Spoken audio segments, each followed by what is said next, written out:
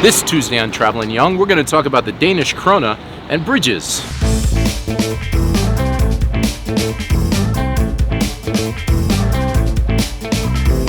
We're the Youngs. We've spent our lives traveling the world, and in 2018 we moved from Chicago, Illinois to Copenhagen, Denmark. Now we want to share with you how our new lives abroad is keeping us young. Keeping us young. Are helping to keep us young. Hey, welcome to this Tuesday's edition of Travelin' Young.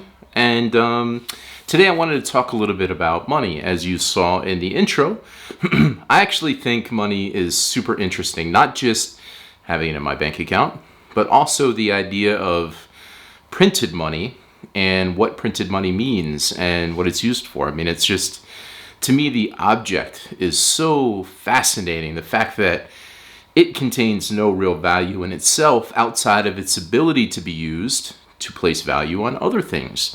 And that's like the main mechanism of trade amongst people, and it's been a part of history for a very long time. So when I travel, I've actually always kept money. I tried to keep a bill or two. I always keep coins for sure, if I can, because they don't have as much value as paper money. But look, I've got a stack of money from various trips over the years that I've just kept at least like one bill if I can't get rid of it before I leave. And in a lot of places, maybe I don't want to use my credit card, so I'll get some cash.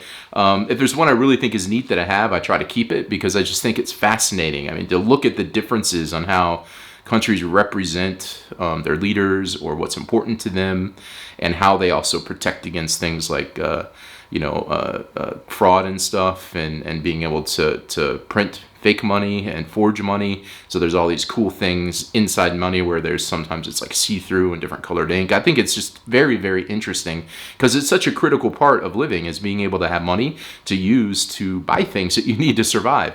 So I want to point out a couple interesting ones that I have here that I think are fascinating. One is this like super tiny 1 yuan from China. I don't even know if they make these anymore, but it's like so small. And I think it's interesting that some currencies make the bills and coins smaller if they're not as valuable. In the US, of course, all the bills are the same size.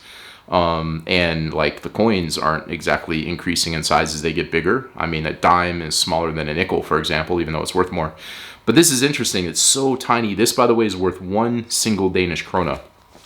I also really like this 1,000 Hungarian forint because this guy's hair is gorgeous. I mean, look at that. It's just like flowing.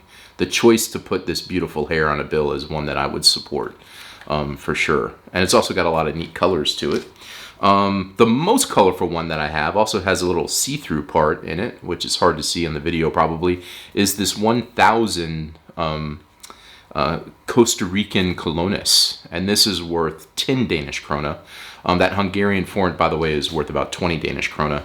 Now, all those have had like people on them, but this guy, which is the Hong Kong $20 bill, does not have a person on it. Like Denmark, it has buildings in this case, but infrastructure, which I think is cool because it signifies like commerce and growth and things that connect people together, not necessarily some leader that wants to just make sure they're represented on a bill. And the last one that I'm going to show of this bunch that I think is cool is this Egyptian one, because it's from our honeymoon. It's a 10 Egyptian pound bill that I've kept since we went to Egypt on our honeymoon back in 2000. So that's special for that reason. But I just love having these like bills of money. I think it's super fascinating. By the way, the Egyptian one is worth 4 Danish krone if you're interested. So all these are here are total worth, like, I'm adding it up because I got it written down in front of me. Let's say it's like 50-ish Danish krone. So it's not a ton, but it's fun to have and look at, and also as a memory from a trip that I went on. But the history of money is also very interesting because coins were printed earlier. But like paper money is a challenge because it's easy to forge. And so until you could like easily create something that people can trust, so I know if I give you a bill, you know that bill is like valid and stuff. It was a while before, paper money could really catch on, let's say. But the first paper money they know about was from 600 to 900 by the Tang Dynasty in China. And what's interesting about that is it was more like a ledger almost of a list of kind of valued assets. It wasn't like money like we think about it. It was more like this is all the coins and all the things that they have. But it had some value because it represented the wealth that a person had. But in Europe, it was 1661 where the Swedes started printing money. And then in Denmark, it was like the 18th century before things started kicking off. And in 1713, King Frederick IV printed, he had the first paper money in Denmark. And by the way, King Frederick IV is living inside of Roskilde Cathedral. I've seen him there along with a whole bunch of other kings and queens over the years. But yeah, that was the first kind of known bill paper money in Denmark. And that recently sold for 170,000 krone. So that was like just earlier this year, that first Danish bill was sold. But what we have now is interesting to me because when I saw this and I see that there aren't pictures of people on it, but rather today's Danish Krone banknote has pictures of bridges on one side. And that's super interesting to me because the bridges signify connecting Denmark together and the people together. And if you go to one of the banknotes, it's all the way up in, north of Jutland, connecting Jutland to Mors. You go all the way down to the south of Zealand and connecting to Moon. That's a pretty big distance. And if you think about these bridges, you can cross over and get all those people connected to each other, which wasn't really easy before because you had to rely on ferries. It took forever. So it kind of like represents these bridges, the connection of Denmark as a country. At least that's how I see it and why I think it's super interesting and so important to kind of the growth of the country and being able to kind of connect and unify people together through these bridges. And so the decision was made, hey, these bridges help kind of define the link between Denmark. And then on the other side, there's pictures of these prehistoric like artifacts and stuff. And that links Denmark to its past. I'm going to do a video about that in the future. But for this one, I'm focusing specifically on the bridges. And I visited every single one of the bridges that are located on the bills. I start, though, right now with the 50 Danish Krone bill. And in that case, I had to go all the way up to Jutland and look at the island of Mors. Here we are in front of the Sallingsund Bridge. This connects Jutland and the Salling Peninsula with the island of Mors, which is just on the other side. This bridge opened in 1978, and before then, you'd have to take a ferry to the other side. The ferries actually left from basically right here. There's a sign right there talking about the ferries. And the bridge changed everything in 1978 when it opened, because then you can get from Jutland over to Mors and the stuff north of Mors a lot easier. That's the reason why this bridge, the Sallingsund Bridge, is pictured on the 50 Danish Krone banknote. All right, that was actually part of our summer trip that we just took, and I made sure to scoot on up there. I drove across the bridge and then back again. They're actually doing some construction on it right now. But I went and had a meal in Mors with some friends. And that was super nice, actually, visiting the little kind of town on the other side of the bridge. And it was a super nice meal. But then the next one that I want to show you is the Little Belt Bridge, which is, there's actually another one that's been built since then. This still gets used for car traffic and train traffic, but it's in a gorgeous spot in Milfart. And I really, really wish we had more time to stay there because it was a beautiful day, as you'll see. Let me just go ahead and show you the 100 krone banknote on Funen. Okay, as we continue to find all the bridges that are on money, Danish money that is, we are at the Little Belt Bridge here. This opened in 1935. It's still used as the main train bridge to go from basically Funen, where we are right now, over to Jutland, which is over on the other side. There's another big bridge over there that most cars go over now, but this is the old one from 1935. And if you really want to, you can take a walk across the top of the bridge. A lot of people have suggested that I do that. I will tell you that I will never do that, but I'm happy to watch other people do it. But it's super cool here. And this bridge, the Little Belt Bridge, is what appears on the 100 Danish Krone banknote. All right, so I'd only driven across kind of the bigger bridge going from Funen to Jutland before, never the Little Belt Bridge, but it was cool to kind of skirt along and see something different this time in order to get this video. But let's move on to the next bill, which is the 200 krone banknote. And in that case, I didn't have to go very far because it's located right here in Copenhagen.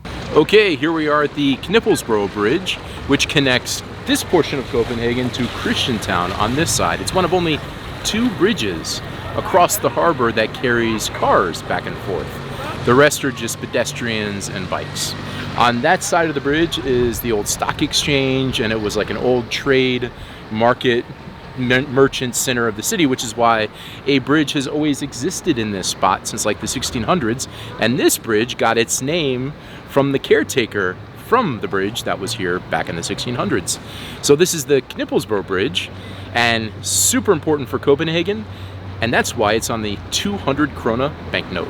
Before we go to the 500 krone banknote, we're gonna jump ahead real fast because it's Tuesday and we gotta do Try It On Tuesday. We were looking at the menu and I saw something very familiar because when we were at Tivoli, some of our fine subscribers told me all about the Gamme de Ebbelkage and told me that I absolutely had to try it because it's totally delicious. And so I was super excited because I saw it on the menu and now we get to try it, even though it's not Tuesday. We're just gonna try it anyway and see how it tastes because it's got macaroons and like almost like applesauce and cream, and we're gonna give it a try.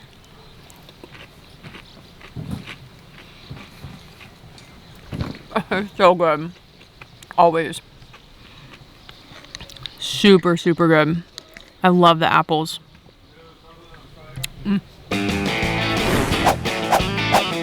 Okay, we're back from Try It On Tuesday, and let's talk about that 500 krone banknote now. In that case, we actually went to Moon a while ago, back in May, so you may have seen the videos when we went to Mons Klint, and we went to the island of Nieuwer and other things around there. It's like a super great weekend.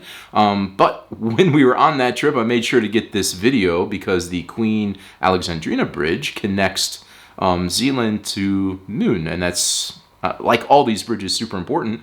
So let's go ahead and see what that one looks like. All right, so we're greeted with some wonderful Danish weather here as we visit the Queen Alexandrine Bridge right here behind me, and it links Zealand to Moon. Before this was built, you'd have to take boats to go back and forth. It changed everything in 1943 when it was finished. And this is the bridge that appears on the 500 krone banknote.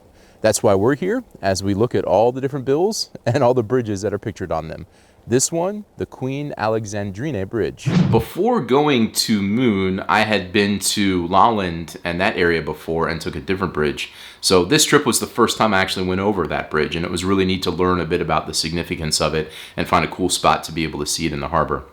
But as we move on to the last bridge on the money, the 1,000 Danish krone banknote, it's my least favorite, which is the Great Belt Bridge. Although with my new car, it's a little lower to the ground.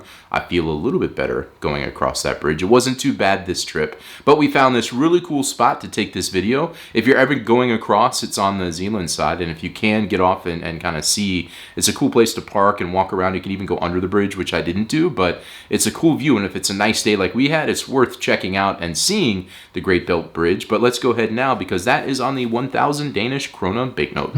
All right, so we are here at the Store Belt-broen, the Great Belt Bridge, or how I translate it, the Nightmare Bridge. It's right here behind me. We just drove across it. I have to say, my new car handles it much better than the old car. This bridge was first used in 1998.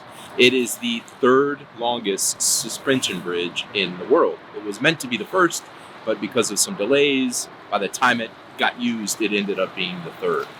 Also, the world's largest cruise ship can go under this bridge as long as the smokestacks are folded down, and it's super tight. There's some videos on YouTube of some of these cruise ships just barely making it under, and they have to do it at certain times based on tide, because the water height can change how much space there is between the water and the top of the bridge, or the bottom of the bridge.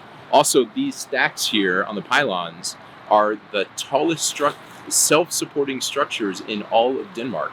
That's how tall this bad boy is, and that's why it terrifies me. People have asked why it terrifies me. I can't swim, and I don't like heights, so it combines all my fears into one. But we made it across for probably the 40th time just now, and here we are. This is pictured, by the way, the reason why we're here, on the 1,000 Danish krone banknote. So it's probably one of the most important bridges because it's huge, and it connects where we are right now on Sjælland to Funen. And then, of course, going further, you can cross another bridge and get onto Jutland, and this is kind of the beginning to get you from Copenhagen, Sjælland, over to Funen. the Great Belt Bridge, Nightmare Bridge, as I like to call it. So that concludes our journey around the Danish bridges, which, I think it was really interesting driving across all of them. Some I had been over before, some I hadn't, but reading and learning a bit more about them and why they, what they mean and the history gave me just a greater appreciation for them. And I just really enjoyed stopping, getting out of the car, taking pictures and video and talking about it. It was just really interesting. And also because it connects this physical thing of this bill to a physical thing of a bridge, and taking these two unrelated things together and making them one was really interesting to me. I like that, like the puzzle of being able to do that and to actually get the chance to see all of these very important parts of Danish history represented in bridges, kind of connecting, the country together. So I hope you enjoyed taking the journey with me across to see all the bridges. It was a lot of fun. So stick around because on Friday, we're going to have our video from Aalborg, which is part of our summer trip. But until then, I'm going to say goodbye.